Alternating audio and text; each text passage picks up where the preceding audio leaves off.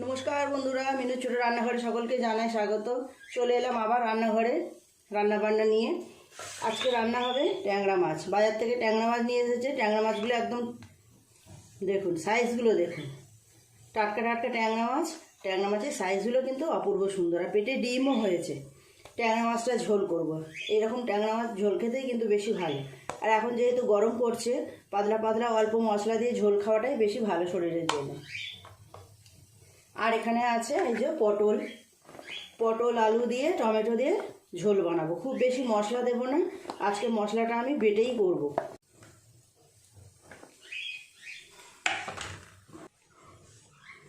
এখানে গোটা জিরে নিয়েছি, গোটা ধনে, আর নিয়েছি দুটো শুকনো লঙ্কা। আজকে মশলাটা শিলে বেটে আমি রান্না করব। মাছগুলো আগে ভেজে নেব নুন হলুদ মিশিয়ে। দিয়ে দেব হলুদ গুঁড়ো, নুন, অল্প একটু সাদা তেল। ট্যাংরা মাছটা খুব ফাটে, তেলে দিলে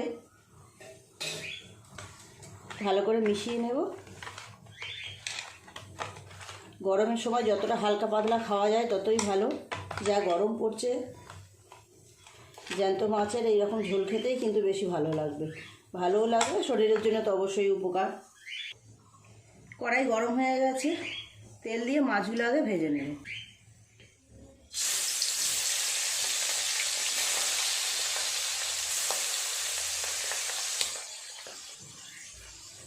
মাছটা ততক্ষণ ভাজা হোক, আমি মশলাটা বেটে নেব। জিরে, শুকনো লঙ্কা আর গোটা ধনে।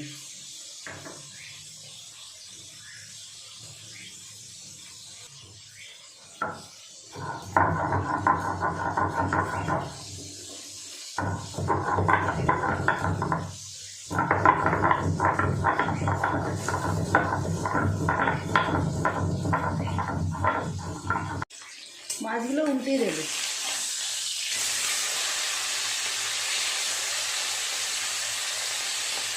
দুটো মাছই খুব ভালো করে ভেজে নেবো। এখানে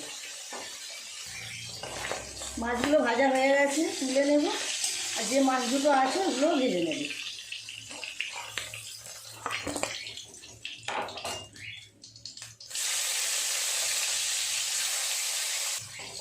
মাছ দুটো তুলে নেব, ভাজা হয়ে গেছে।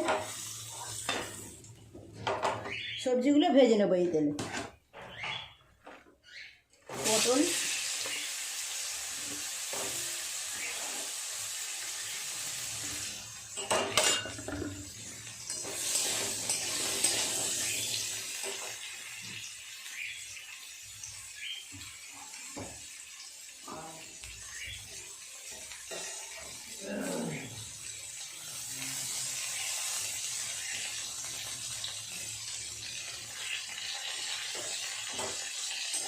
ভালো করে ভেজে নেব পটলগুলো। ভালো করে পটল না ভাজলে ভালো লাগে না। যে কোনো রেসিপি করা হোক না কেন, পটলটাকে ঠিকঠাক করে ভেজে নিতে হবে আগে। পটলগুলো খুব ভালোভাবে ভেজে নিয়েছি। আলুগুলো দিয়ে দেবো। আলুগুলো দিয়ে আরেকটু ভালো করে নেড়ে চেড়ে ভেজে নেব।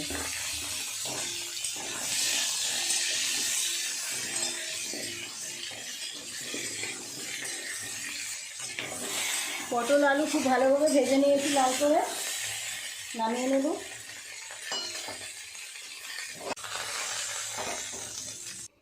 কালো জিরে,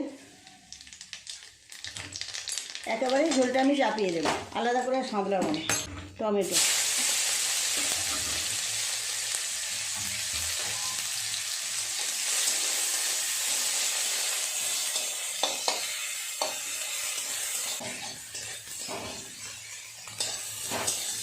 টমেটোটা ভালো করে নেড়ে চেড়ে একটু গলিয়ে নিয়েছি। এরপর মশলা দিয়ে দেবো।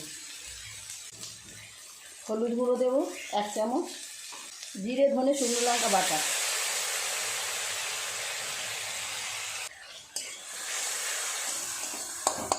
ভালো করে নেড়ে চেড়ে মশলাটা একটু কষিয়ে নেব।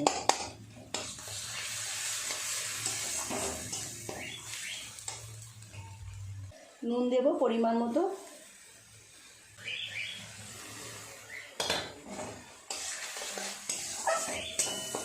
ভালো করে নেড়ে চেড়ে মশলাটা একটু কষিয়ে নেব।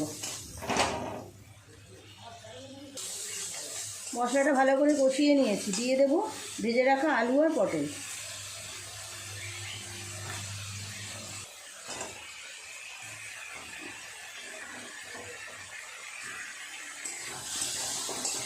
খুব ভালো করে সবজির সাথে মশলাটাকে একটু কষিয়ে নেব।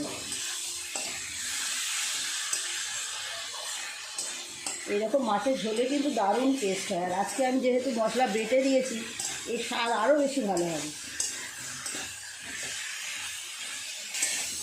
খুব ভালো করে সবজির সাথে মশলা এইভাবে একটু সময় নিয়ে কষিয়ে নিয়েছি। জল দিয়ে দেবো।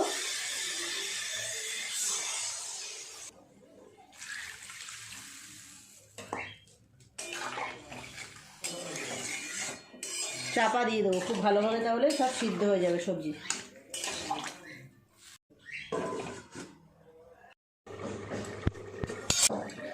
ঢাকাটা খুলে এবার দেখি সবজিগুলো কেমন সিদ্ধ হয়েছে।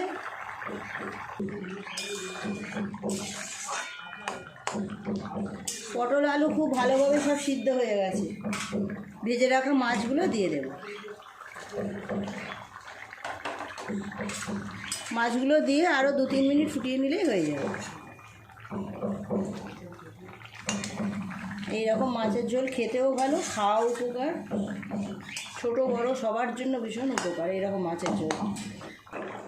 মাছ দিয়ে আরও 4-5 মিনিট ফুটিয়ে নিয়েছি, ঝোলটা হয়ে গেছে। মাছের ঝোল পুরোপুরি নামিয়ে নেব।